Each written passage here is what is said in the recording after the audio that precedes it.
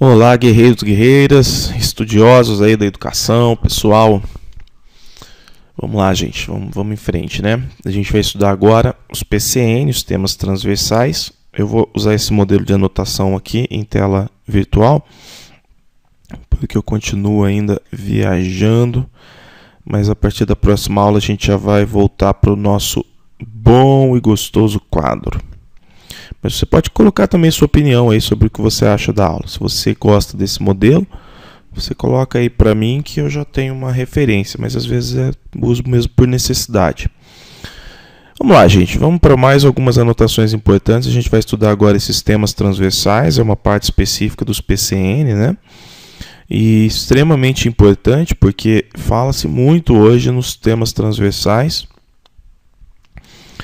E aí nós vamos ver o que eles nos trazem. Bem, eu acho que os PCN como um todo, né, os parâmetros como um todo, todos os capítulos, estão muito preocupados com muito comprometidos com uma educação que forme o indivíduo para a cidadania, né?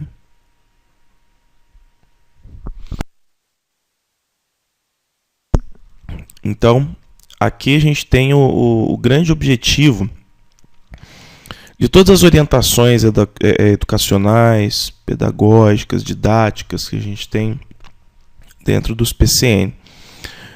E uma educação que prepare para a cidadania, obviamente, vai ter alguns princípios orientadores.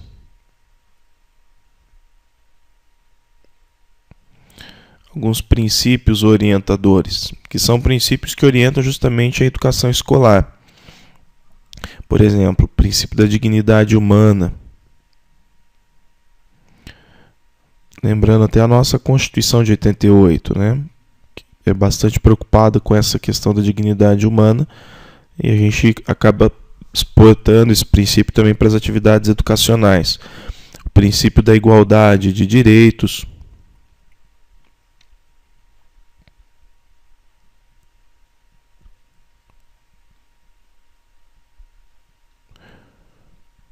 Um outro princípio, que é o da participação.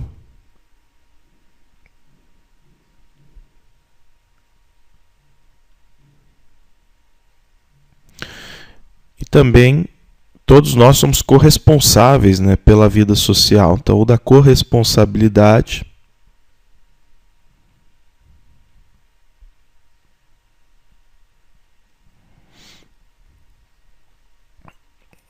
Pela vida social. Então, o que os PCN estão nos ensinando? Olha, se nós aplicarmos esses princípios na atividade escolar, os alunos já vão experimentar princípios que são referentes à própria cidadania. Estão nas nossas leis, na nossa Constituição, né? Agora, para preparar o cidadão com base nesses princípios, para fazê-los experimentar, para trabalhar os conteúdos, como nós já vimos em aulas anteriores, de forma conceitual, procedimental e atitudinal, principalmente levando aí a natureza atitudinal dos conteúdos, né? As disciplinas tradicionais, elas passam a não ser suficientes. Elas são importantes, são áreas da ciência e do conhecimento importantes para formar um indivíduo, mas para formar um indivíduo para a cidadania, elas não são suficientes, tá? Então, uma observação importante aqui.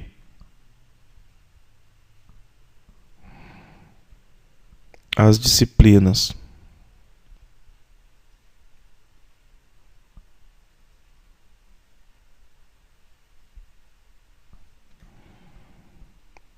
tradicionais não são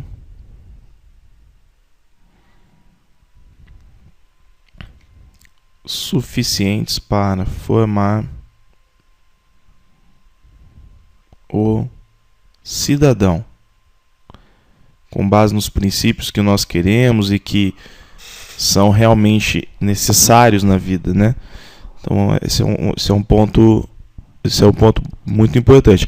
Então aí justifica essa coisa de nós estudarmos outros conteúdos, que ali daqui a pouco a gente vai ver que são os conteúdos, os temas transversais, né?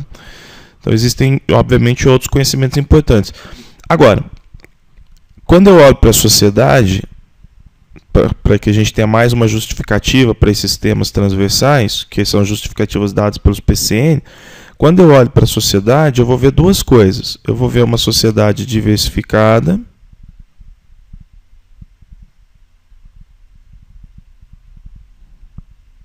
mas eu vou ver também uma sociedade contraditória.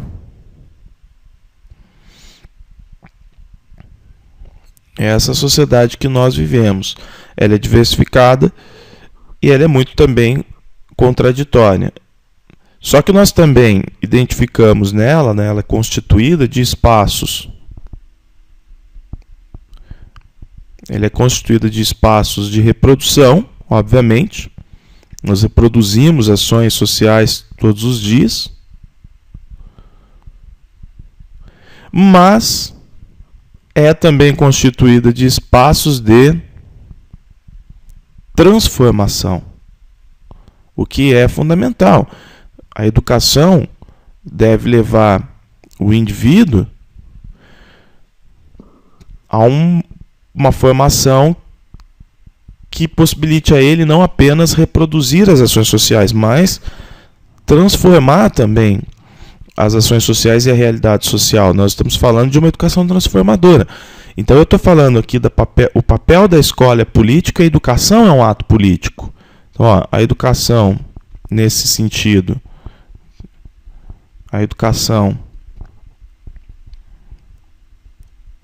é um ato político e o papel da escola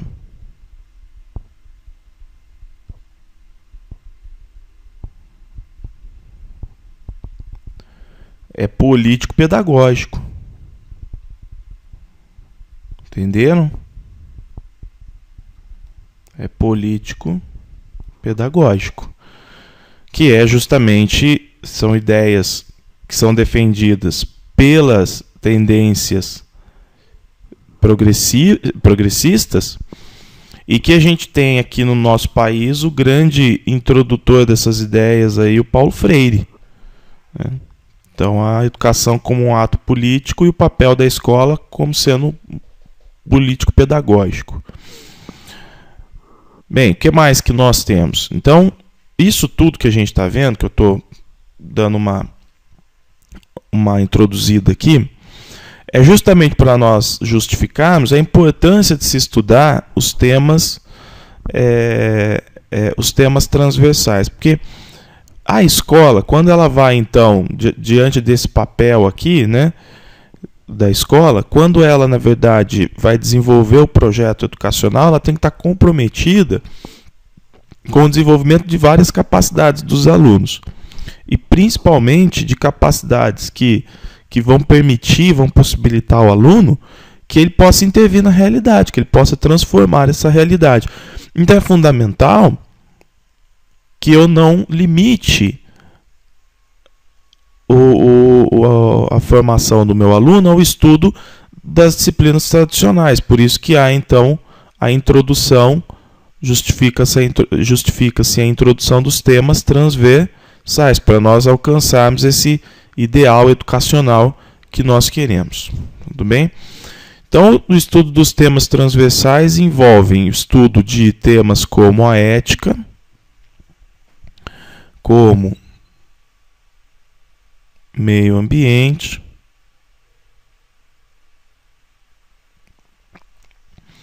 como pluralidade cultural,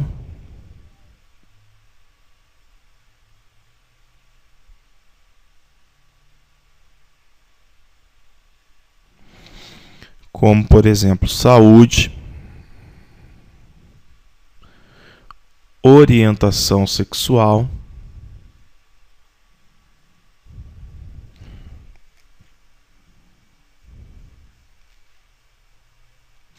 e temas locais. Só lembrando, pessoal, que, diferentemente das diretrizes curriculares, diretrizes que no caso são regras, normas, né, que são obrigatórias na educação, os parâmetros são sugestões. Tá? Parâmetros são sugestões para a educação, eles não são a aplicação dos parâmetros na educação não é algo obrigatório, mas por serem os parâmetros conteúdos muito importantes para a formação do aluno, acaba sendo uma postura ética da escola estudá-los e prever conteúdos dos PCNs na sua proposta pedagógica, né? Bem, Vinícius, esse rol aqui de temas transversais, ele é taxativo, ou seja, são esses e pronto, acabou? Não. Ele é um rol exemplificativo, tanto é que existe aqui uma forma até genérica de nós falarmos deles, de temas locais, que aí podem ser os mais diversos. Então, por isso, sabendo que esse rol não é taxativo, que eu posso ter outros temas aqui, às vezes, até em alguns documentos dos próprios PCN aparece um ou outro tema diferente. Então, o que vai acontecer? Os PCNs acabam desenvolvendo, isso aqui é muito importante que você guarde isso, acabam desenvolvendo critérios para a eleição dos temas transversais. E daqui para frente na aula, eu vou usar os temas transversais TT. Tá? Então existem critérios para a eleição dos temas transversais. Deixa eu pegar uma coisinha que eu gosto aqui. Quais seriam esses critérios? Então, eu quero, porque já que isso aqui é uma sugestão, eu também quero de repente sugerir um tema transversal lá para minha escola, né, na discussão lá com os professores, com a comunidade, etc. Então, os critérios que os PCNs vão nos trazer é o seguinte: primeiro, o critério da urgência social. Urgência social é aquilo que realmente é relevante para aquele determinado momento, né? Precisa ser realmente trabalhado. Abrangência nacional.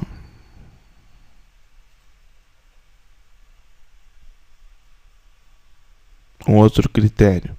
Então, o tema escolhido ele tem que ter uma abrangência nacional. O que mais?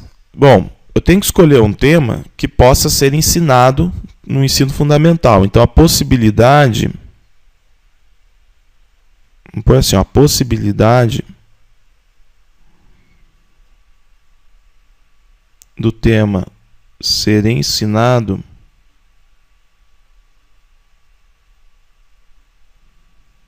no ensino fundamental, ok?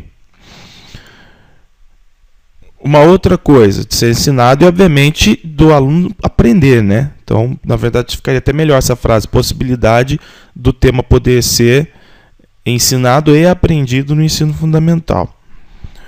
E, obviamente, que ele tem que trazer uma contribuição relevante, ou seja, favorecer, vamos colocar assim, favorecer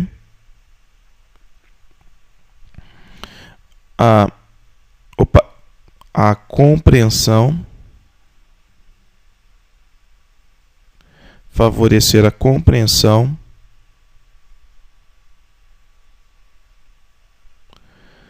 da realidade e a participação social. Isso aqui é fundamental. Isso é o mais importante. É aqui que eu tenho o desfecho da formação do cidadão. Ele, a partir desses temas, poder compreender a realidade, que é algo que muitas vezes ele não consegue apenas com aquelas disciplinas tradicionais, mas não compreender para guardar para ele, compreender para participar da sociedade, dessa realidade, principalmente no sentido transformador. Tá? Principalmente no sentido transformador. Bem, então visto esses pontos que são fundamentais para nós, a gente vai ver agora quais são esses temas transversais. Tá? Deixa eu mudar minha cor da caneta aqui. Então, quais são esses temas transversais? Aspectos referentes a cada um dos temas sugeridos pelos PCN. Então, ética. Vamos lá. Bem, quando eu falo de ética, existe uma discussão filosófica muito ampla em torno da ética, não é? Por exemplo, a ética, ela quer dizer viver bem. Quando nós vivemos com ética, nós vivemos bem. Existe uma homogeneização de um padrão social com relação às regras sociais. E todos respeitam, todos compreendem e todos respeitam essas regras sociais. E a gente pode dizer que, vivendo assim, nós vivemos com ética. É a vida boa, é a vida harmônica, é a vida em que todos se respeitam. Mas a ética, no amplo até mais geral, ela diz respeito às reflexões.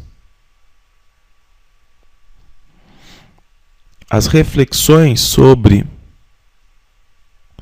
as condutas humanas. É a capacidade de compreender as coisas não de forma neutra, mas fazendo um juízo de valor. Ou seja, o que é certo e o que é errado. Uma pergunta muito relevante para a ética seria, é uma pergunta até que é sugerida pelos PCNs, né? Como agir perante os outros. Então, no plano da ética, no plano da reprodução da harmonia, como que eu devo agir perante os outros? Então, meu aluno, ele já é levado a refletir sobre isso. E uma coisa importante é que a ética, ela está no nosso dia a dia. Então, eu vou, por exemplo, eu tenho relações éticas na escola, no dia a dia da escola, não é? Que são as relações que existem na escola, professor-aluno, aluno-aluno, etc. Nós vamos encontrar a ética no currículo. Por quê? Porque o currículo, o conteúdo que é organizado, ele não é neutro. Esses conteúdos que estão dentro do currículo não são conteúdos neutros. Eu acho que é até importante nós colocarmos aqui esse comentário. Os conteúdos curriculares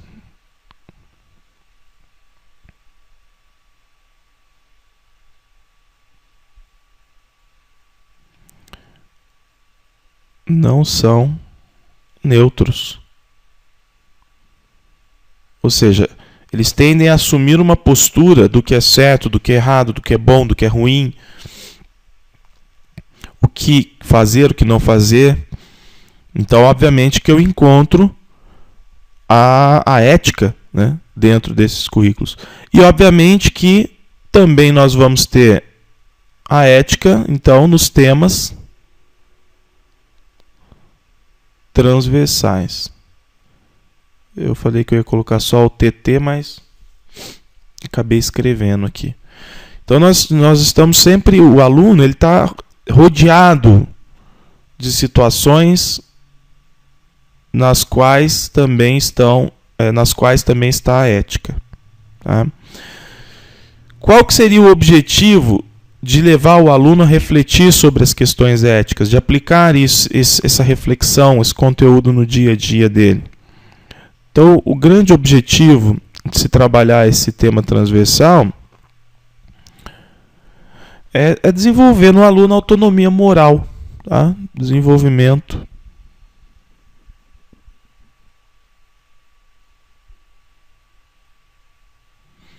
da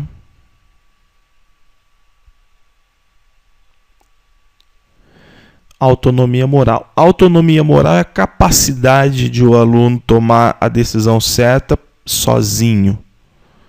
A capacidade de enxergar a realidade de forma coerente e correta do ponto de vista da ética, tá? Sozinho. Tá? Então é isso que nós queremos com a aplicação desse tema transversal. E os conteúdos, né? Aliás, os eixos do trabalho em torno da ética, que é interessante também. Então, nós vamos trabalhar a ética a partir de alguns eixos de trabalho. E esses eixos de trabalho são divididos em 4 blocos.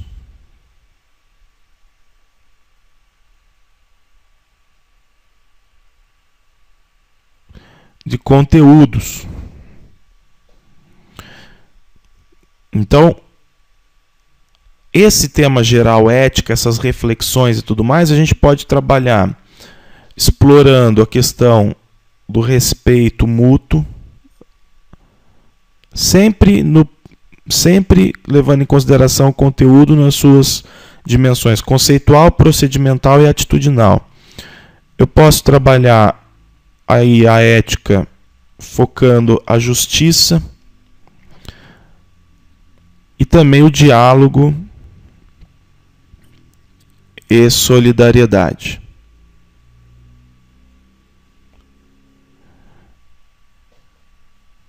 Diálogo. Na verdade, peraí, Vinícius, você está me confundindo aqui as ideias. Deixa eu tirar esse solidariedade aqui, porque ele é o quarto, tá? Diálogo e também a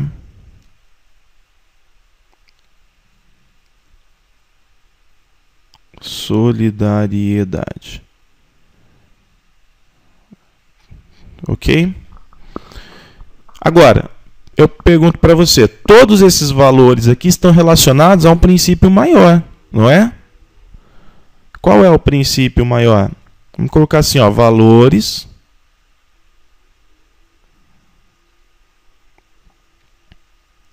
relacionados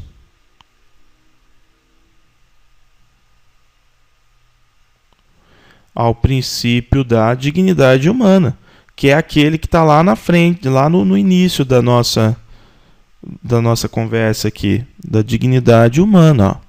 Olha que importante. São todos os valores relacionados ao princípio da dignidade humana. Ok? Gente, nesse caso, vamos nos lembrar aqui, eu vou falar mais uma vez, todos os conteúdos oferecidos em torno desses temas aqui, do tema maior que é a ética e depois os conteúdos sobre respeito mútuo, justiça, diálogo, solidariedade, é importante que seja trabalhado no plano conceitual, procedimental e atitudinal. Mas esses conteúdos ele têm uma natureza eminentemente atitudinal. Por quê? Porque eu não quero que o meu aluno entenda o que é justiça, eu quero que ele seja justo, eu quero que ele busque a justiça a partir das suas ações. Então aqui há uma ênfase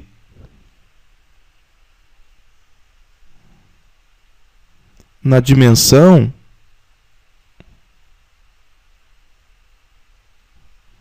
atitudinal. E para trabalhar conteúdos atitudinais, de natureza atitudinais com o meu aluno, eu tenho que dar a ele experiências. Eu tenho que oferecer a ele experiências. Então eu tenho que oferecer ao meu aluno experiências de respeito mútuo, experiências de justiça, experiências de diálogo, experiências de solidariedade. Beleza? Vamos para o próximo, pessoal. Pluralidade cultural.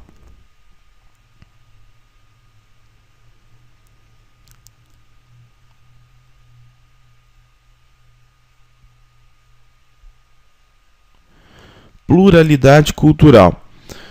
O que é a pluralidade cultural? Então, esse termo pluralidade cultural é, na verdade, uma marca brasileira. O Brasil é conhecido, a sociedade brasileira é conhecida como uma sociedade em que há pluralidade cultural. Então, nós estamos falando aqui de diferentes grupos e culturas, não é?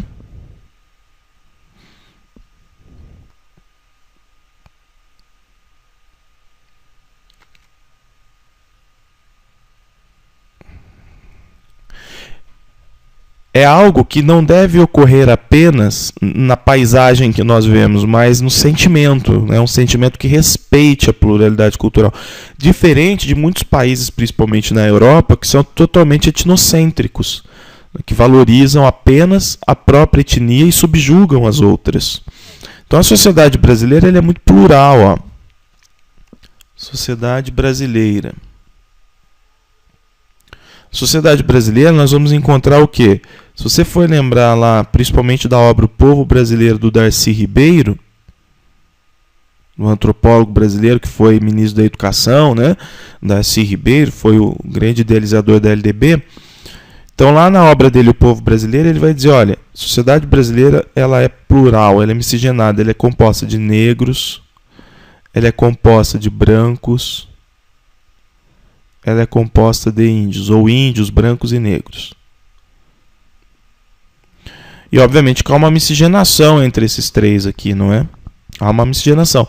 Mas hoje, eu não falo apenas da pluralidade com relação às etnias. Eu falo da pluralidade também com relação aos grupos sociais. Então, a pluralidade ela diz respeito também aos grupos sociais. Os mais variados grupos. Exemplo,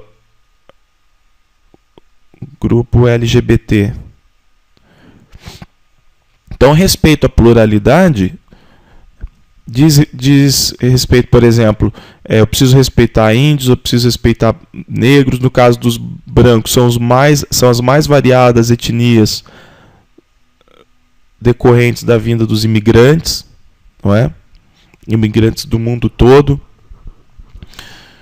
Então é disso que nós estamos falando. E a escola, ela tem então esse desafio de ensinar a pluralidade, mas de não apenas ensinar o conceito de pluralidade, que é o desafio da escola, mas de promover ações que combatam a discriminação.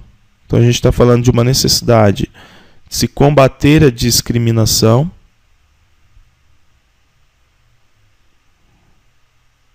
e de contribuir para se ampliar a riqueza etnocultural.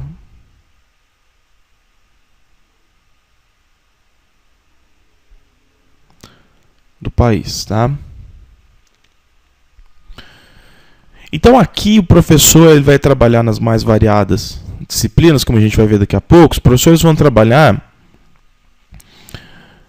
os mais variados conteúdos, não só na história, na literatura, na geografia, que já trazem esses conteúdos de forma muito significativa, mas em outras disciplinas também, né? Então, mas a gente já fala isso daqui a pouco. Então, aqui eu tenho, por exemplo, o estudo de leis que são antirracistas, combatem o racismo, leis que valorizam, por exemplo, os direitos, dão direitos e garantias aos índios, aos negros, aos brancos. O papel, a contribuição desses imigrantes no nosso país, o surgimento dessas minorias, desses grupos sociais, né? Lembrando que quando a gente fala de grupos sociais, normalmente a gente fala de minorias. E não é porque são minorias que não precisam ser respeitados. Porque o reconhecimento da pluralidade cultural é uma coisa. Agora, a concessão de direitos às minorias é uma outra coisa. E a concessão de direitos às minorias que decorre do reconhecimento e da valorização da pluralidade cultural diz respeito a uma democracia, a um conceito de democracia diferente do que nós conhecemos. Porque para nós, democracia é aquele... Nós temos aquela concepção eleitoral, né? Democracia é a vontade da maioria. Mas aqui nesse caso não. Democracia seria o reconhecimento das múltiplas minorias. Então, quando o aluno ele tem essa visão de que democracia é o reconhecimento, e podemos até dizer a valorização das múltiplas minorias, implicitamente eu estou diante de um pensamento que leva em consideração e valoriza a pluralidade cultural do país. Tá? Bem, existe aqui um outro eixo, um outro tema transversal, que é meio ambiente. Esse é um tema muito amplo, que requer um estudo separado só dele. Quando eu falo de meio ambiente, eu tenho que entender o seguinte: o ser humano constitui relações que estão dentro dessa ideia de meio ambiente. Então faz parte do meio ambiente o ser humano, obviamente. Nós, enquanto seres humanos, fazemos parte do meio ambiente, nós somos também o meio ambiente. As relações econômicas,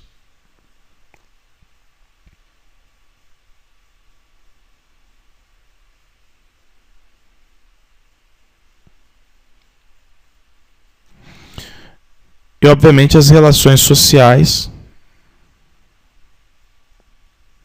e culturais. Tudo isso aqui faz parte do meio ambiente. Elas se relacionam com o meio ambiente e elas também ocorrem no meio ambiente, nesse cenário natural que nós vivemos, né? Então, quando nós falamos de metas para o meio ambiente, e essas metas principalmente dizem respeito hoje à sustentabilidade,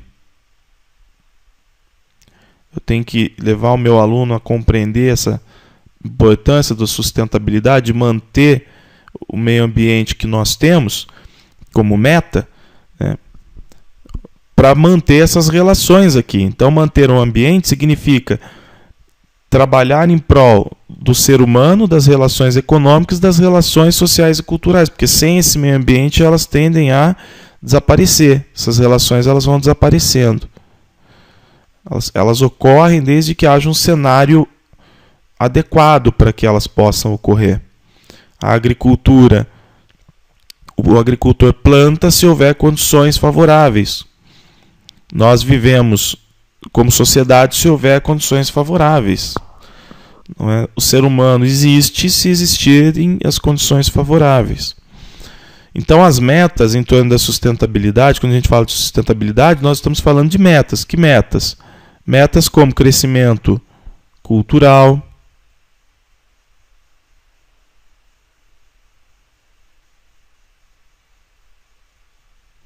metas como qualidade de vida,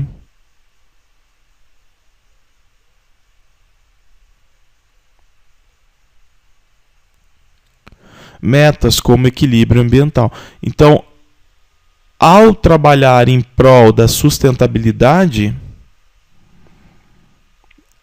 automaticamente nós já estamos alcançando outras metas, que são esses exemplos que eu estou colocando aqui. E hoje nós vivemos essa realidade da necessidade da preservação, do desenvolvimento sustentável, e isso já faz parte, né, da vida do aluno. Quando a gente fala de escassez da água, mudanças climáticas, a questão da alteração do preço dos alimentos, quando há uma mudança climática em alguma região. Então os alunos já podem serem estimulados a se preocupar com isso, porque isso já faz parte do dia a dia dele, não é mais algo para o futuro apenas. Ok? Bem, um outro tema transversal é a saúde. E aqui em saúde a gente tem um ponto muito legal que os PCNs trazem, quando eles dizem que se você quer, por exemplo, ver o nível de saúde das pessoas, basta você analisar como elas vivem, né? Então os PCNs dizem assim: o nível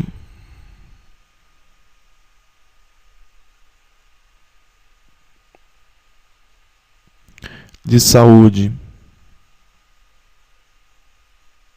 das pessoas reflete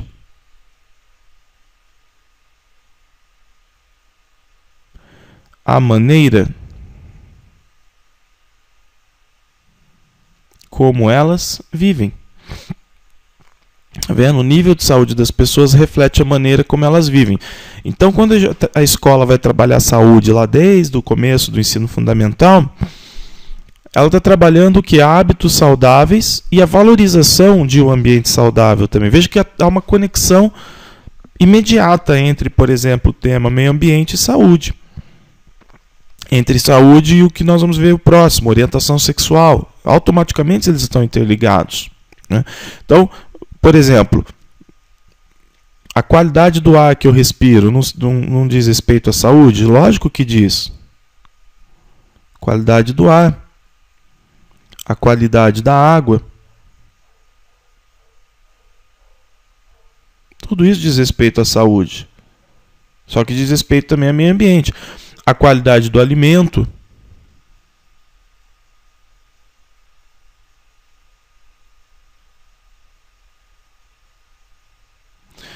A capacidade da pessoa consumir coisas adequadas. O consumismo desenfreado, que leva à miséria e que, consequentemente, a relação econômica Consumismo desenfreado pode levar a situações de crises econômicas, de crises ambientais, né? Causar miséria, e a miséria se deparar com falta de saúde, problemas de desnutrição, né? Que são problemas que decorrem de questões econômicas. Então, o objetivo da escola, o grande desafio da escola, é fazer com que o aluno forme uma consciência, né? E que ele então possa valorizar, compreender a saúde como o autocuidado,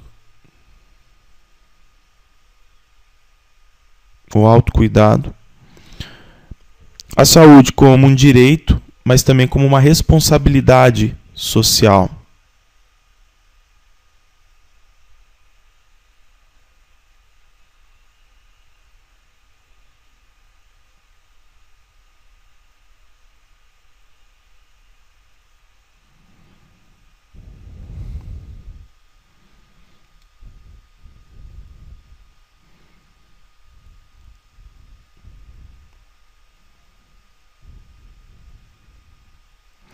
Eu fazer um parênteses aqui, acompanhei meu pai no hospital, probleminha que ele teve de infecção, por um mês. Então eu ia todos os dias no hospital. E aí eu percebi que, daí você começa a perceber o quanto os pronto-socorros, por exemplo, são lotados, né? Os corredores de hospitais. Estou passando por todo, normalmente entrando pelo pronto-socorro, subi até os corredores lá do hospital e tudo mais, até chegar no quarto do meu pai. Você via assim, aquele monte de gente, sempre com problemas e tudo mais. E aí quando você está conversando com as enfermeiras e conhecendo melhor o problema dessas pessoas, principalmente no pronto-socorro, você vai ver o quê? Que muitas vezes são pessoas que adoecem, que se machucam por falta de autocuidado. Ou seja, as pessoas negligenciam a própria saúde. Elas não têm essa responsabilidade social. Então a pessoa ela não tem a responsabilidade de se cuidar, às vezes casos os mais bobos possíveis, né? Às vezes ela não mantém ela não se compromete com o seu autocuidado, ela não tem essa responsabilidade, esse compromisso, e lota as filas dos prontos-socorros e dos hospitais, onerando demasiadamente o poder público, o serviço público. Então não é porque é dever do Estado garantir a saúde que as pessoas têm que a todo momento procurar o sistema de saúde. Primeiro é a responsabilidade dela ter o autocuidado, para que não haja essa inflação, para que não haja essa saturação do sistema de saúde, porque obviamente com o tanto de pessoas que nós temos crescendo todos os dias nas regiões, fica muito difícil para o poder público, em alguns casos, atender realmente as pessoas. Então, a saúde ela tem que ser primeiro algo preventivo. As pessoas têm que ter essa cultura, essa responsabilidade de prevenção, de autocuidado, para que não precisem a todo momento serem vítimas e ocuparem as filas e as salas de hospitais, os quartos de hospitais. Então, é importante que o cidadão também conheça o seu papel e não apenas cobre do poder público. Um outro tema que a gente tem que ver aqui é a orientação sexual. Okay? Bem, a orientação sexual é interessante porque para difundir esse assunto na escola, o que vai haver é uma intervenção pedagógica, como nos outros temas. Então, olha que interessante. O trabalho da orientação sexual a partir de uma intervenção pedagógica, ou seja, feito na escola, nas atividades educacionais, pelo professor. O papel do professor seria o quê? Essa intervenção pedagógica tem o seguinte papel: problematizar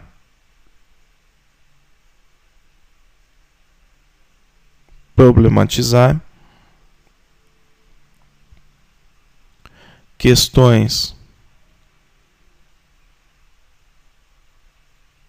relacionadas a posturas em torno dessa questão sexual, crenças, é um trabalho de orientação realmente, né? Os tabus,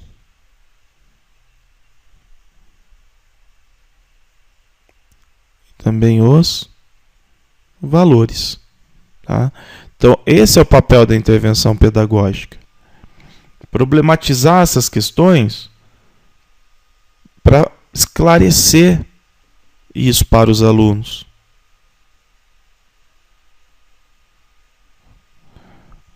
Ok? Bem, uma coisa que é importante é o seguinte: todo esse trabalho ele é realizado de forma coletiva, tá? Então, trabalho realizado coletivamente. Por quê? Porque o professor não é o psicólogo, não é o médico, não é o ginecologista. Ele está difundindo informações de natureza social importantes. Mas em nenhum momento ele vai, por exemplo, executar com o aluno um trabalho clínico, individual. Tá? Por isso que o trabalho é sempre coletivo. E uma coisa que é interessante, que os PCN até orientam, e que para muita gente soa um pouco estranho, é que na verdade essa orientação sexual ela deve levar o jovem à possibilidade do exercício da sexualidade, mas de forma responsável, mas também prazerosa, tá? Então, o objetivo é isso, é fazer com que o jovem possa exercitar a sexualidade, né, levar exercício da sexualidade, porque isso vai acontecer.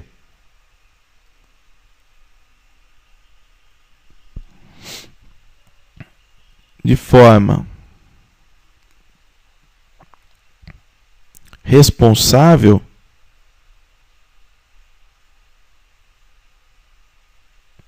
e prazerosa, ou de forma prazerosa, porém responsável.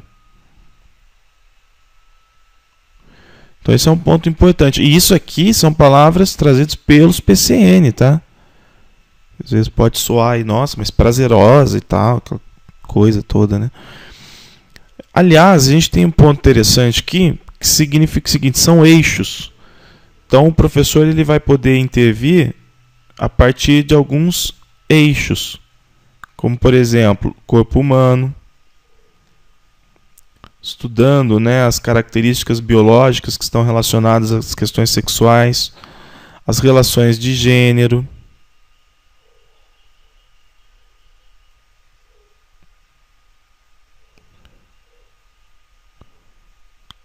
as relações, por exemplo, entre hétero e homossexuais, e as prevenções, né, que é o de natureza assim, para o Estado é o principal. As prevenções contra DST e AIDS.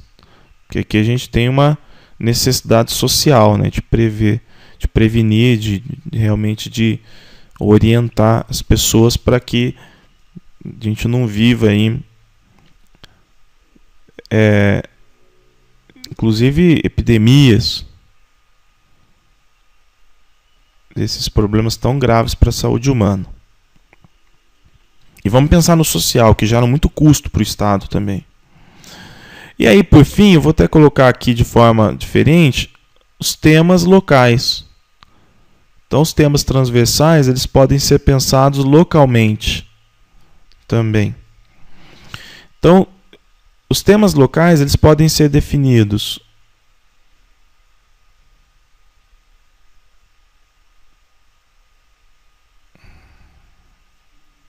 nos âmbitos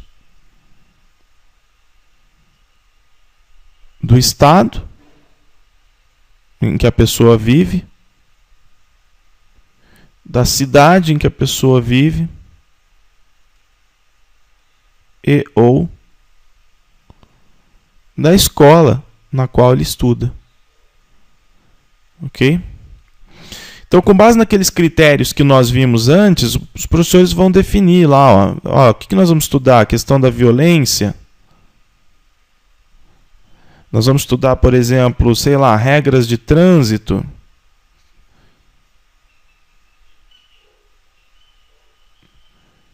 algum tema relacionado à cultura, uma festa local, por exemplo, cultura. Aí a gente tem as mais variadas situações, os mais variados temas, que vão levar em consideração aqueles critérios que nós vimos lá no começo. Tá? E uma coisa interessante é que isso aqui também está relacionado àquela questão do conteúdo. Do conteúdo tem a parte comum dos conteúdos e a parte diversificada, não é? Então isso aqui está bem relacionado à parte diversificada, que é permitido na LDB e é considerado por diretrizes, PCN e tudo mais. Então normalmente dizem respeito à parte diversificada do conteúdo. Tem essa natureza mais regionalizada, né? Dos conteúdos. E um outro ponto importante também, desses temas, do trabalho com esses temas locais e tudo mais, é a valorização da identidade local. Só que a escola, para fazer isso, é importante que ela, então, tudo aqui que nós estamos falando deve conter na proposta pedagógica. Só que quando a proposta pedagógica é elaborada coletivamente, uma das instâncias é a comunidade. Então a comunidade pode participar com muita facilidade da identificação dessas necessidades aqui, ó, de qual, meu Deus do céu, coisa feia, de qual é o tema que seria interessante ser aplicado para os alunos. Então ouvir a comunidade nesse momento é muito legal, é muito importante, é muito significativo, para que o ensino e a aprendizagem também sejam significativos para o aluno. Né? Pronto. Bem, pessoal, e aí a gente tem, então, os temas, tudo bem? Eu só quero fazer um comentário aqui sobre a questão também, para não passar em branco, da transversalidade. Então, transversalidade quer dizer o seguinte, nós organizamos as disciplinas de forma como se estivessem uma paralela à outra. Então, a gente trabalha ali, disciplina por disciplina, nesse sistema disciplinar que não tem como não considerarmos a existência deles ainda hoje na educação. Não é? Então o tema transversal, ele aparece aí no currículo, mas ele não deve ser trabalhado de forma isolada, numa ou outra disciplina. Tá? Então não deve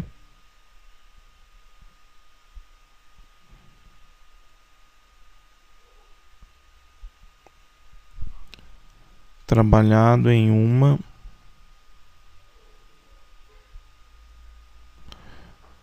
ou outra disciplina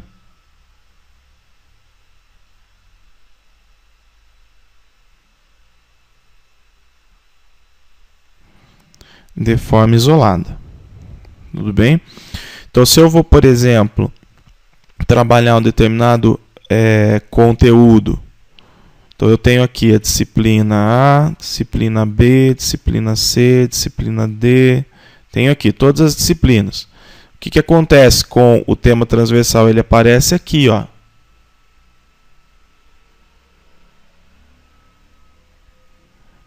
Então, essa linha aqui é o meu tema transversal. Ele vai ser relacionado em todas as disciplinas.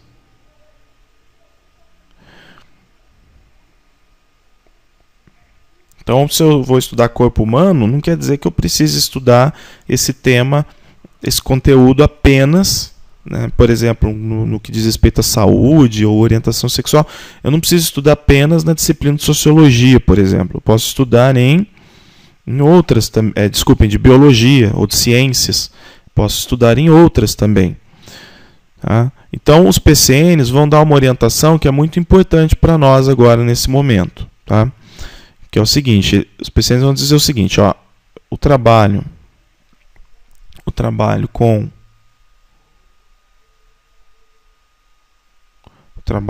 os temas transversais deve ser contínuo e sistemático. Olha que importante. Durante o período de escolaridade. Então, esses temas aqui, transversais, se eu falo que eles deverão ter um trabalho contínuo e sistemático, quer dizer o quê? Que eu vou trabalhar durante toda a educação básica, esses temas com os alunos, e sempre de forma planejada e organizada. Então, quando eu falo sistemático, eu estou falando de planejamento e organização. Tá?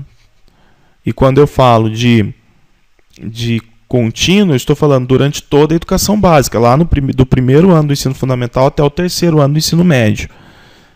Então, aqui eu estou falando de planejamento, a começar pela proposta pedagógica. E organização.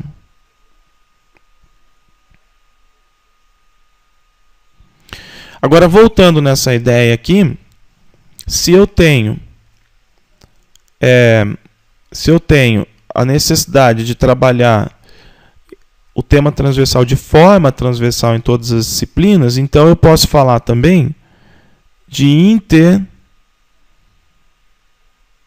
interdisciplinaridade. Interdisciplinaridade. Então, a transversalidade e a interdisciplinaridade, inclusive, tem um ponto em comum, que eu acho que é importante nós... Não são a mesma coisa, tá? Mas possuem um ponto em comum, que é um ponto muito legal para a educação hoje em dia.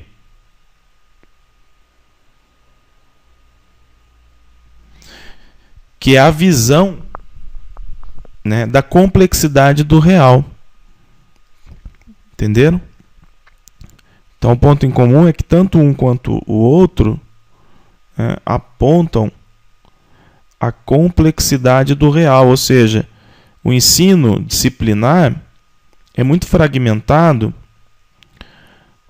e ele subestima a complexidade que existe na realidade. Por isso ele não dá ao aluno a visão correta do real, porque o real é mais complexo do que as disciplinas podem mostrar. Mas, por outro lado, existem diferenças também entre a transversalidade e a interdisciplinaridade. Existem diferenças. Por quê? Porque quando eu falo de transversalidade, eu estou falando de uma dimensão didática.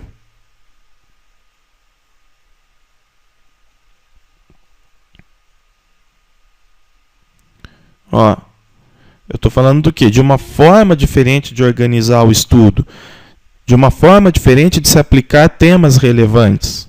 Tá? E aqui na transversalidade, essa dimensão didática está preocupada com o quê? Ela vai querer, essa dimensão didática aqui, ela vai querer unir os conhecimentos teóricos à vida prática. Esse é o grande propósito.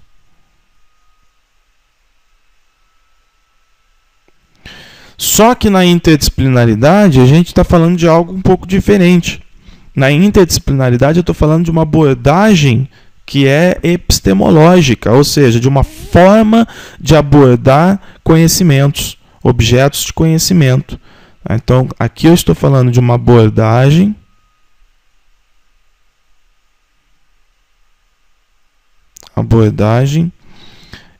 epistemológica.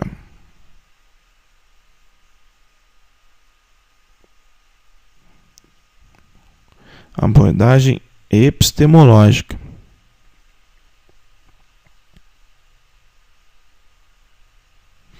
Dos objetos de conhecimento.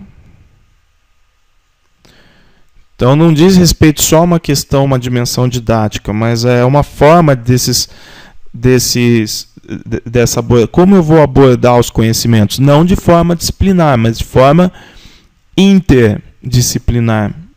Que a gente tem aqui, ó, interdisciplinar. E aí, obviamente que há um questionamento a essa visão disciplinar. Né? Então, essa abordagem questiona a aplicação compartimentada dos conteúdos.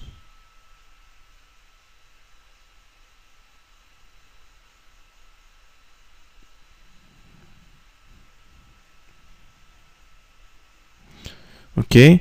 Então, questiona a aplicação compartimentada dos conteúdos. Então, aqui a gente tem um ponto muito importante, ou seja, compartimentada quer dizer o quê? Questiona a aplicação disciplinar dos conteúdos. Tá bom? Então, tem ponto em comum entre transversalidade e interdisciplinaridade, mas não são a mesma coisa. São coisas diferentes. Beleza? Pessoal, é isso aí. Vimos mais um conteúdo muito importante que tem sido muito cobrado em concursos aí, referente aos PCN. Eu vou deixar os PCN em anexo para você. Bons estudos, boas anotações, boa leitura depois. Complementar, que é importante, também uma leitura atenta. E a gente segue para a próxima. Um grande abraço, pessoal. Até mais.